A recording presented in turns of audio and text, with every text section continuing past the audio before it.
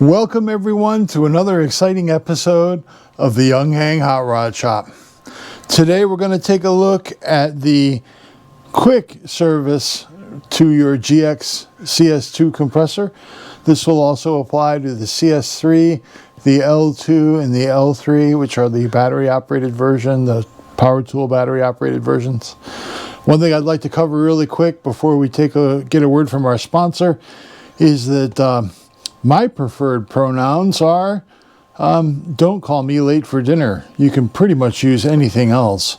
I just want to make sure that I follow our wonderful vice president's lead here and declare my pronouns for everyone, which I think is ridiculous. But anyway. Welcome to the Young Hang Hot Rod Shop.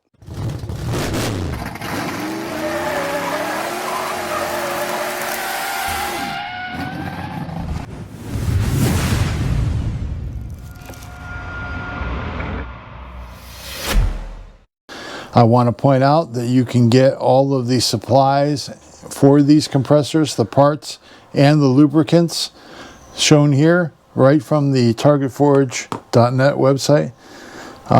We have researched these lubricants extensively and have congruency with the company that makes these, that we are providing you good stuff. Let's get to work.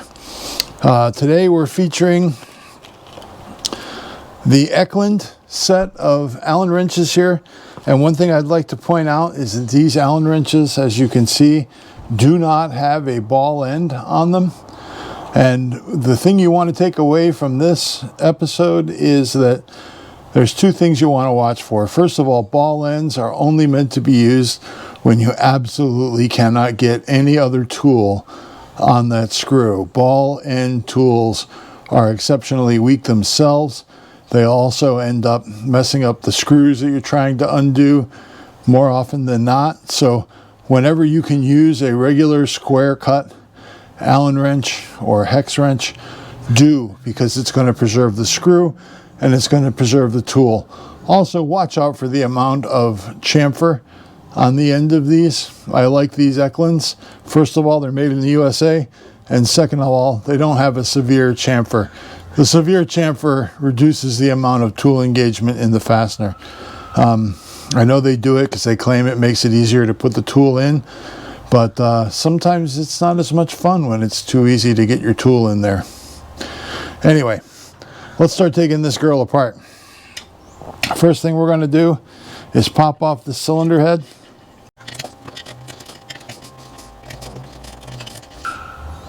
Going to set that right aside. Next thing we're going to do is pop off this red cover.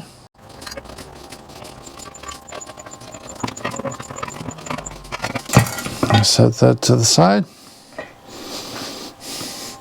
Now we're going to use a 3mm wrench for two things today. Number one, if you remove this rubber plug in the end of the motor, a 3mm wrench lets you rotate that motor, and you can push this piston to wherever you want it. And for the first thing that we're going to do today, I'm going to bring that piston all the way up. We're going to remove this inspection cover off the front here. Once it's loose,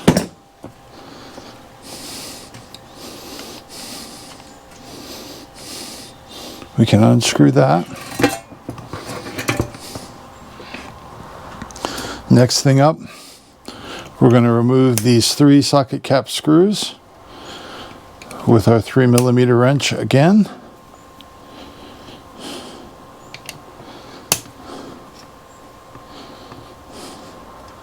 We're going to use a spare M5 screw to thread down in the top of that piston. Pull it right out. We're just going to set it to the side for now. Next thing I'm going to do, using my M3 again, my 3mm wrench, I'm just going to walk that cylinder down about 3/8 of an inch. The reason for that is it allows me to get my finger in there and pull this seal right out. The very next thing I'm going to do is I'm going to clean this seal really well. I want to get all of that old used grease out of there. I don't think you need to use any elaborate cleaners here. You're just trying to remove the waste of the old grease. The next thing we're going to do, we're going to get our syringe full of the white cylinder lubricant. This is exactly what is in your unit from the factory, so you don't need to worry about grease contamination. We're also going to remove what's in that cylinder and along the top edge. And then, very carefully, we are going to apply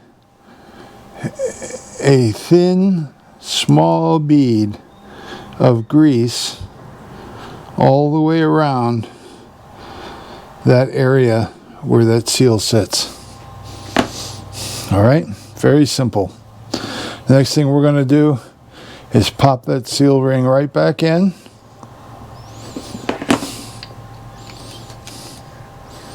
Bring our piston all the way back up.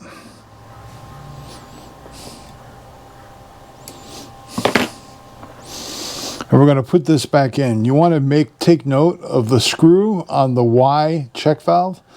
This is what is referred to as the Y check valve in the piston topper. And you'll notice there's a cutout right there. We want that screw to go where that cutout is.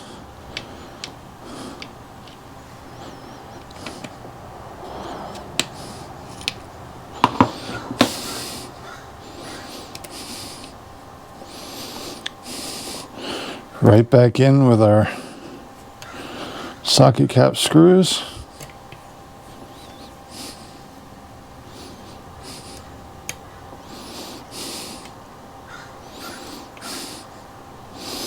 Now, because this piston is all the way up, that gives us the opportunity to get at the lower extremity of the high pressure cylinder piston.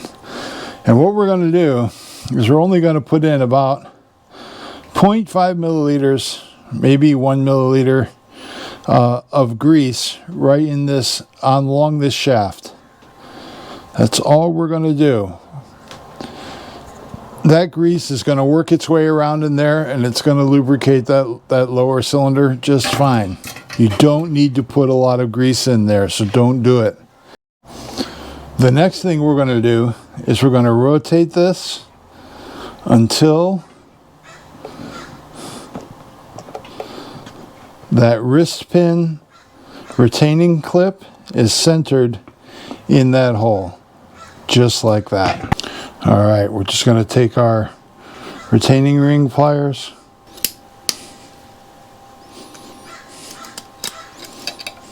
and I'll pop that retaining clip out.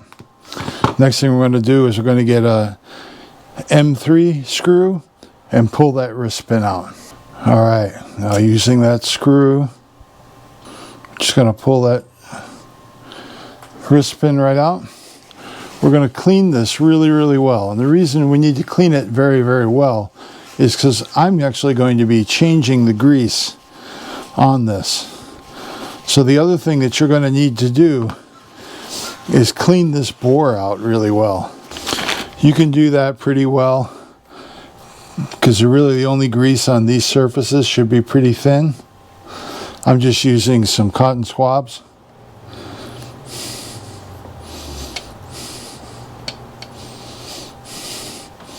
To get that out of there. I just want to try and make sure that the only grease residue that I've gotten, that goes grease residue out of the way, so that when I change to one of our other products, which is the red moly lubricant, this stuff is fantastic. This is a premium synthetic red moly grease from the racing world. It is really, really good stuff. And what we're going to do first is we're going to get some right in this groove.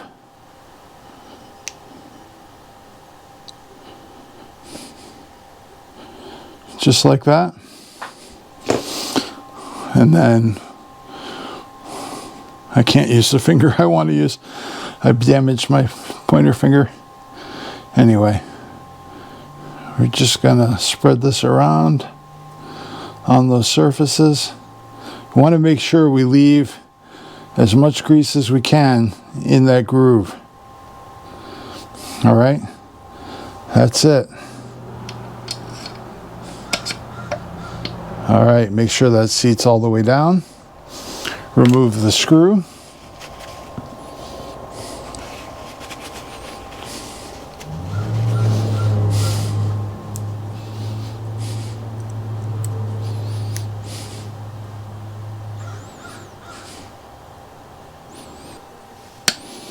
There we go. And then get that retaining clip all the way down in that bore and into its groove. There we have it. While you're here, return that inspection port cover.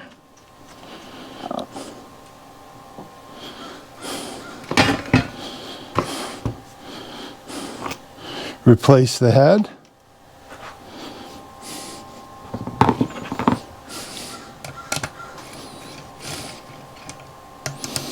When you're putting this head back on, do not tighten one screw at a time on here. Bring them all down until they just touch. So they just touch the bottom of those counterboard holes. You don't want to torque them yet. Just get them so they all touch. And then go half a turn, half a turn, half a turn, half a turn. Then you can go another half, which brings them just about snug. Hop around that pattern a little bit, if you can. And then you can give them a little tweak. Make sure they're snug. Anyway, that's an O-ring seal in there, so how tight you make this really doesn't affect the seal much. Well, that's it. We are lubricated. Do make sure that before you apply power that this thing still moves easily.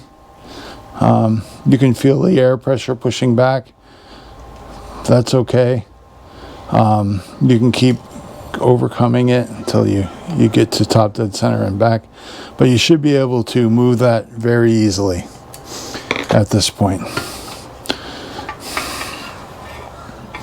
Again, put your cover back on. And run your deadhead test. Put your deadhead plug in here. Just a quick note, folks, on the deadhead test. Its primary job is just to check the operational parameters of your compressor. It's a test you should do as soon as you open the box with your compressor. You should do that to make sure that you've got a good unit and whether or not you need to start the return process early. But if you've got a good one, that time with this filter in place should be within 20 to 30 seconds. It should get up to 4,500 psi because you're just filling this hose and the void inside this filter. And it'll be shorter if you're only filling the hose whip itself or you haven't put this filter on. Anyway, that's the wisdom of the deadhead test and its use in checking the operational parameters of your compressors. It's sealing well. And the single biggest cause of failure to reach pressure in time are leaks. Leaks here, here, here, here, all the way around this hose. Those are the highest probability failure points for this test. So make sure that you've leak checked all of this with soapy water before you start to tear the compressor apart and fix it, because it might not be broke. It might just be a loose fitting. All right, folks, this is a deadhead test real quick. Notice we've got our deadhead in the quick connect coupler, the female coupler there. We're going to apply the AC power. Going to connect the compressor to the DC. Fans come on. Going to open the valve. Turn the compressor on. And when I close the valve, I'm going to start the timer.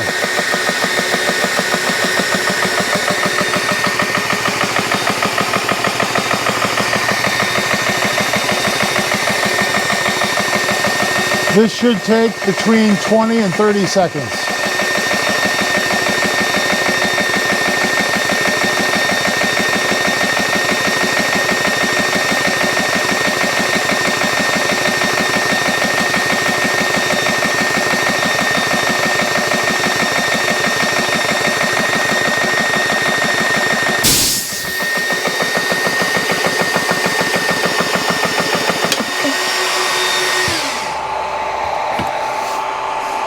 And that's it.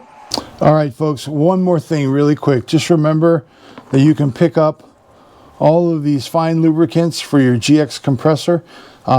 We include 2 tips with each order of grease, so you have plenty of tips to use to get the grease where it needs to go. And also check out our parts for the GX line of compressors that we've got. We we sold out of CS3 controller boards like within a couple days of listing them, so we've got another order of those on the way. We've also got some really fun projects coming up featuring this compressor. I'm going to show you how to build the GX L2 hybrid. Yeah, how about that? That's going to be a lot of fun. That's coming up. And we're also going to do the expanded maintenance, which is complete teardown and reapplication of lubricants, including an upgrade to this red moly in the gearbox, in the lower crank pin bearing, and the wrist pin as well, because this is really the right grease for that application. Anyway, thanks for joining us. Be a light in the darkness, and have a great week.